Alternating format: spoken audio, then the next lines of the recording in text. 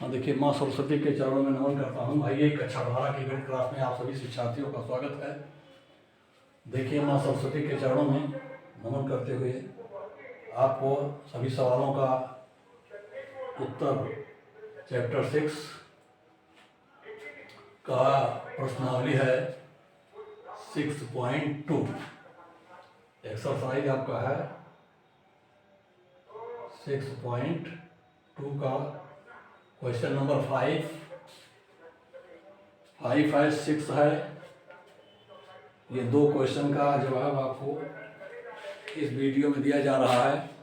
देखें, अंतराल question number 5 अंतराल ज्ञात कीजिए जिनमें f(x = 2x³ - 3x² - 36x+7 से प्रदत्त फलन a निरंतर वर्धमान, b निरंतर ह्रासमान है। आपको फलन कब वर्धमान है, कब ह्रासमान है, इस फलन के बारे में जानकारी हासिल करनी है। तो देखिए, दिया है आपका f(x = 2x³ - 3x² - 36x+7। हम बताए थे कि वर्धमान या ह्रासमान के लिए पहले हम f(x) का मान निकालते हैं, तो f'(x) का मान निकालते हैं, फिर f'(x) को शून्य रखते हैं और x का मान निकालते हैं। बताया गया है आपको, पीछे सवाल भी लगाया गया था, 4 सवाल 6.2 का। आप देखिए, f(x) दिया है आपको, f'(x) निकालिए तो 6x² - 6x - 36। अब यहाँ 6x² - 6x - 36, इसमें आप 6 कॉमन लेकर चाहे तो भाग दे दें। x² - x - 6 = 0। तब आ गया x² - 3x plus 2x - 6 = 0। x common लीजिए, x - 3 प्लस 2 कॉमन लीजिए, x - 3 = 0।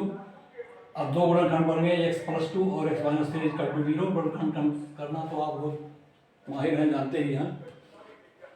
द्विघात त्रिपदी दो घात व्यंजक का गुणनखंड है। a = 0 हो गया। तो यह देखिए, इसमें दोनों x के दोनों मूल -2 और 3 मालूम हो गए हैं। अब इनको पहले संख्या रेखा पर दिखा लीजिए। क्या करना है, संख्या रेखा पर दिखाना है। तो x का पहला मान -2 है, -2 लिखिए। दूसरा मान 3 है, इसको 3 लिखिए। एक तरफ अनंत प्लस अनंत और दूसरी तरफ माइनस अनंत लिख दीजिए। अब इसके x के इन मानों के इन गुणनखंडों में रखिए। दिए गए गुणनखंड में रख दीजिए। इसका एक गुणनखंड आप देखा तो 6 भी है। क्या है, 6 भी इसका एक गुणनखंड है, जो धन में है। क्या है, प्लस में है। देखिए, सब में आपने कॉमन लिया था 6, तो आप चाहें तो 6 लिख दें। देखिए, 6 कॉमन था हर जगह, तो आप 6 लिख दीजिए, कोई दिक्कत नहीं है।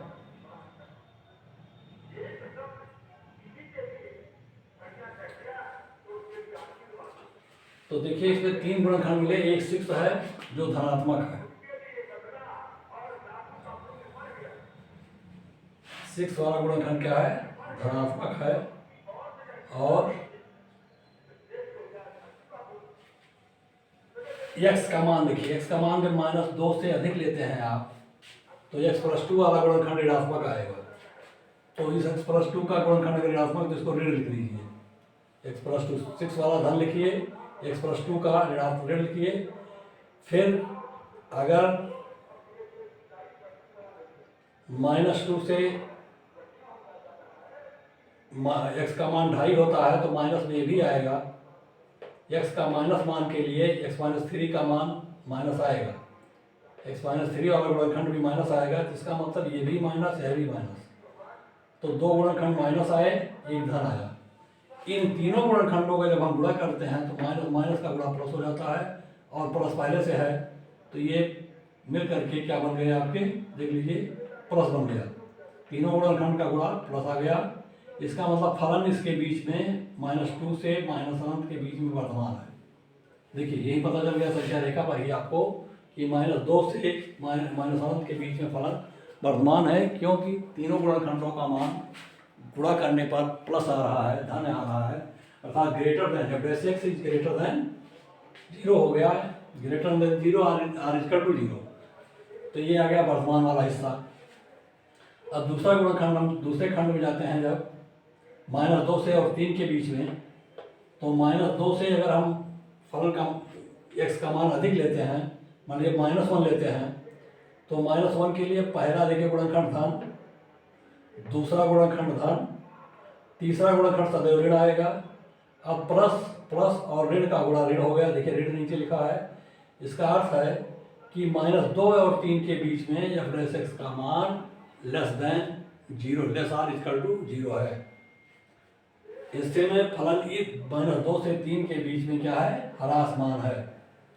इसी प्रकार अगले गुणनखंड में आइए, जब 3 से ऊपर हम लेते हैं x का मान, तब पहला गुणनखंड तो प्लस ही है, दूसरा भी प्लस आएगा, तीसरा भी प्लस आएगा, यानी तीनों गुणनखंड प्लस हो जाएंगे।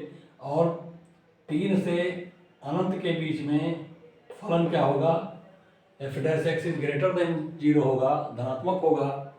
और 3 से अनंत के बीच में फलन वर्धमान होगा।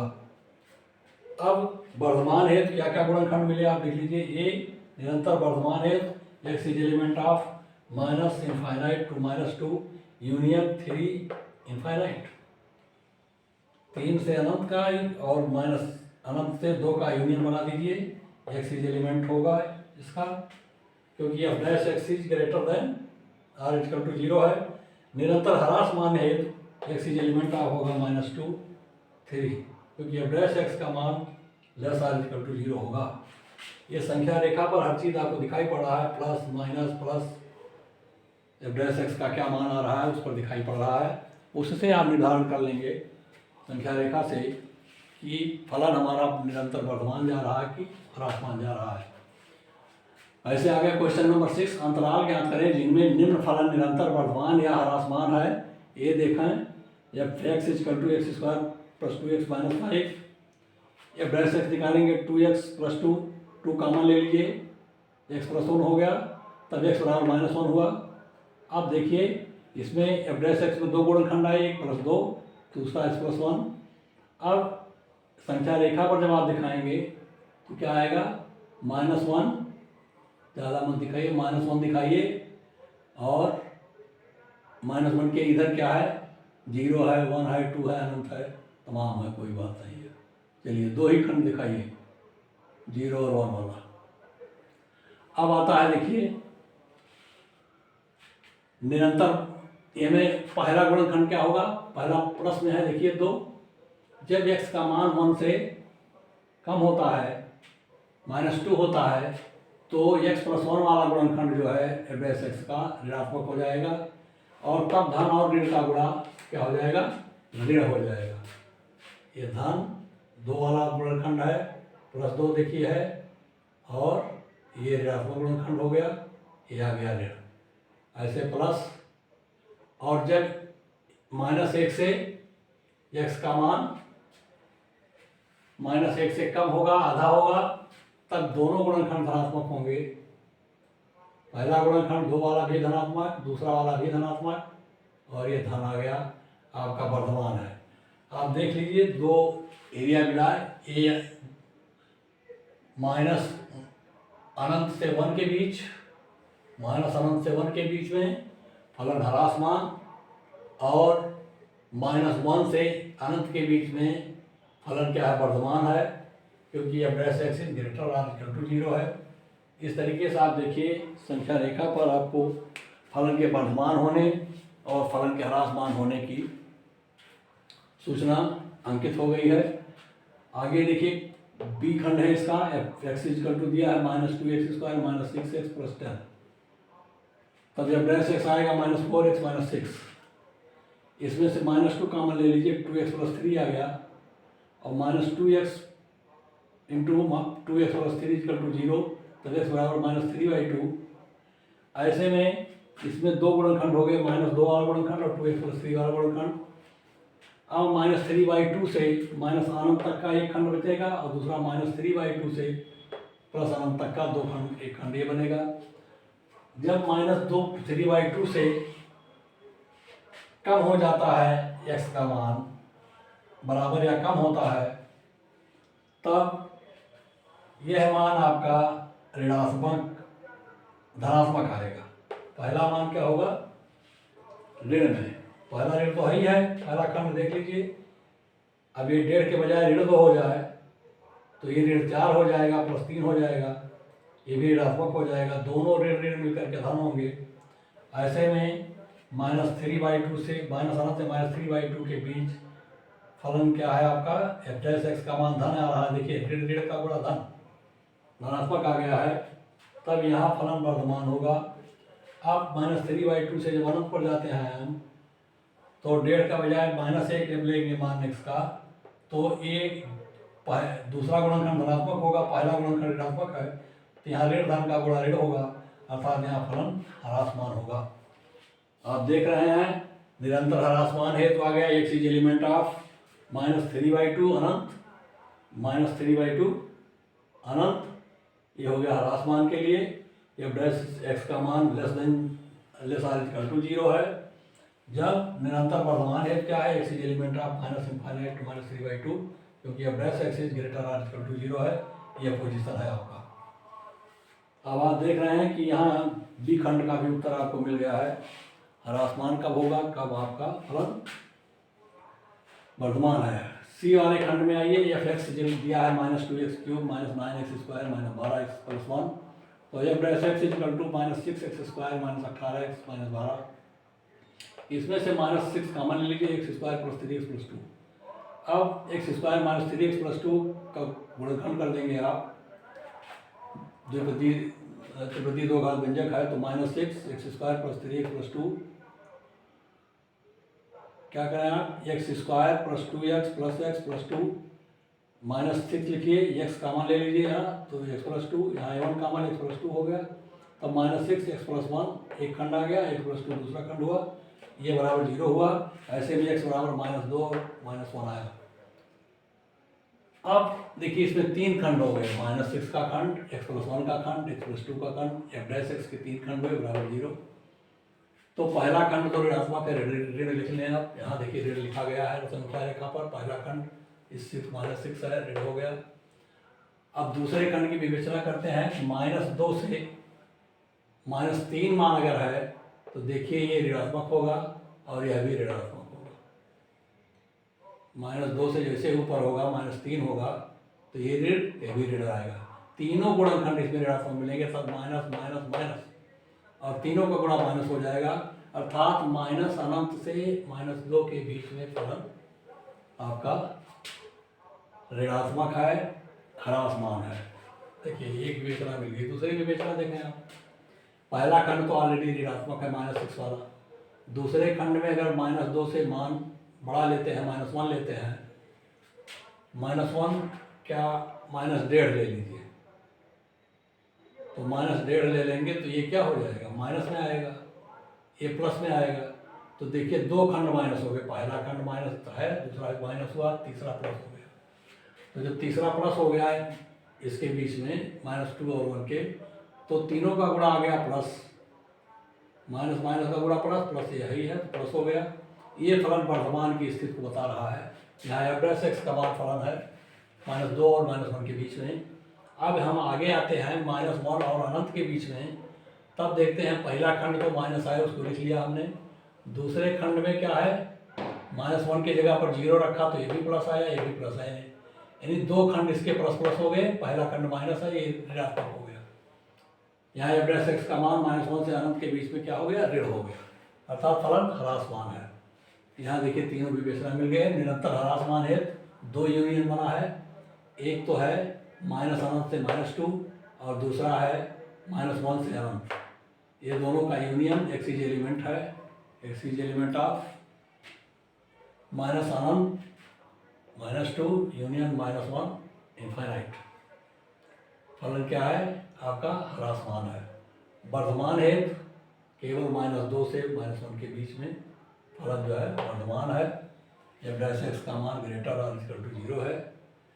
अब डी पर आइए आप, f(x) equal to -x² -9x + 6, तो f' निकाल लीजिए, ये आ गया -2x और -9, -2x -1 कॉमन ले लीजिए, तो 2x + 9 हो गया, तब x का मान आ गया -9/2। पहला खंड देखिए -1 पहले ऋणात्मक है, तो क्या रेखा पर देखा है, -9/2 लिखिए और अनंत, तो इधर अनंत कर दीजिए संख्या रेखा पर।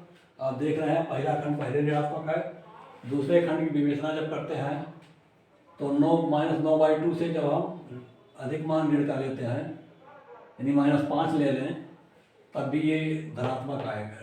-5 पर क्या है, -5 दूनी 10, देख लीजिए। x का मान अगर -5 लें तो ये 10 आएगा, ये धनात्मक।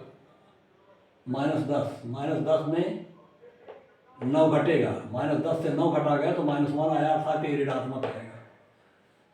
तो -9/2 से जब अधिक मान लेते हैं x का, तो पहला खंड ऋणात्मक है, दूसरा भी ऋणात्मक है, दोनों का गुणा जब हम करते हैं माइनस माइनस का गुणा तो प्लस हो जाता है। ऐसे में माइनस इनफाइनाइट और -9/2 के बीच में फलन क्या होगा, वर्धमान होगा, क्योंकि ऋण ऋण का गुणा धन हो गया। अब आता है -9/2 से इनफाइनाइट के बीच, तो पहला गुणनखंड -1 ऋणात्मक है, दूसरा गुणनखंड हम अगर इसमें -4 रखें तो -8 होगा, एक खंड प्लस में आ जाएगा, दूसरा खंड प्लस धनात्मक है, तो ऋण और धन का गुणा ऋण है, अर्थात -9/2 और अनंत के बीच में f' का मान 0 से कम है, <0 है। ऐसे में फलन इस इंटरवल में आपका क्या मिलेगा, ह्रास मान मिलेगा। तो आ गया निरंतर वर्धमान है, x is element of minus अनंत टू -9/2, क्योंकि f' is greater or equal to 0 है। आप निरंतर ह्रासमान है तो x is element of -9/2 infinite, क्योंकि f' is less or equal to 0 है। फिर ई ले लीजिए, डी का विवेचना हो गया है, क्वेश्चन ई है 6 का ई में देख लें, दिया है f(x = x+1 का क्यूब इंटू x - 3 का क्यूब। देखिए दो फलनों का गुणनफल है, इसका f(x) निकालिए, कैसे निकालेंगे, गुणनफल वाले सूत्र से। तो पहला फलन लिख लें x+1 का होल क्यूब, दूसरे का ddx लिखा गया तो 3 × x - 1 3 का स्क्वायर, प्लस लिखा गया दूसरा फलन x - 3 का क्यूब इंटू पहले का अवकलन 3 × x+1 का स्क्वायर। अब देखिए इन दोनों में 3x+1 का स्क्वायर और x - 3 का स्क्वायर कॉमन है, कॉमन ले लेंगे, तब आपका आएगा 2 × x - 1। अब सारे गुणनखंड इसके मान हो गए, 2 × x - 3 × 2 हो गया 6, आ गया x+1 इंटू का होल स्क्वायर और x - 1 का और x - 3 का स्क्वायर। इसमें दो पद x+1 और x - 3 पूर्ण वर्ग में है, और पूर्ण वर्ग संख्याएं सदैव धनात्मक होती हैं, तो उनमें विवेचना करने की आपको जरूरत नहीं है, वो धन होगा। दोनों गुणनखंड जो पूर्ण वर्ग है वो गुणनखंड क्या होगा, धनात्मक होगा, और पहला गुणनखंड इसका धनात्मक है। विवेचना में केवल x - 1 को ही आपको देखना है। संख्या रेखा पर सभी मान x के रख दीजिए, x के मान आ गए -1 1 3, तो माइनस इनफाइनाइट से -1 -1 से 1 1 से 3 3 से अनंत, ये 4 खंडों में इसको विभाजित कर दीजिए संख्या रेखा को। अब इन चारों खंडों में मान किसमें रखना है, केवल x - 1 में, और बाकी तो आपको पता ही है धन है। अब आता है -1 से मान अगर बड़ा रखा जाए, -2 रखा जाए, तो ये ऋणात्मक होगा, अर्थात -1 से और अनंत के बीच में पहला खंड धनात्मक, दूसरा गुणनखंड धनात्मक, तीसरा ऋणात्मक होगा, चौथा धनात्मक होगा, अर्थात इन सब गुणनखंडों का गुणा करने पर ऋण में आएगा। फलन यहाँ क्या दिखाई पड़ रहा है, f' का मान ऋणात्मक है, तो फलन -अनंत से 1 के बीच में आपका ह्रास मान है। आगे जब हम चलते हैं इससे -1 और 1 के बीच में, तो -1 के बाद एक 0 मान रखा जाए, तब ये देखिए मान x - 1 वाला मान ऋणात्मक होगा, बाकी सब धनात्मक ही हैं, तो पुनः ये ऋण हो गया। यानी दो खंडों में f' ऋणात्मक मिल रहा है, संख्या रेखा पर एक यहाँ, एक -1 और 1 के बीच। अब जैसे ही 1 से बड़ा होता है x का मान, तो बीच वाला गुणनखंड जो x - 1 वाला है वो धनात्मक हो जाता है, अर्थात सारे गुणनखंड धनात्मक हो गए। इसका मतलब 1 से 3 और 3 से इनफाइनाइट के बीच में सभी मान क्या होंगे, f' के धनात्मक होंगे, f' के सारे मान धनात्मक। ऐसे में फलन वर्धमान होगा। अब वर्धमान ह्रास मान के लिए x is element of -infinite to -1 union -1 to 1, ये दो गुणनखंडों का यूनियन हो गया। वर्तमान हेतु क्या होगा, एक्स इज एलिमेंट ऑफ 1 3 और यूनियन 3 इनफाइनाइट, ये आपका हो गया वर्तमान हेतु। इस तरीके से आप क्वेश्चन नंबर 6 के ABCDE सभी खंड जो है आप हल कर लिए हैं। धन्यवाद।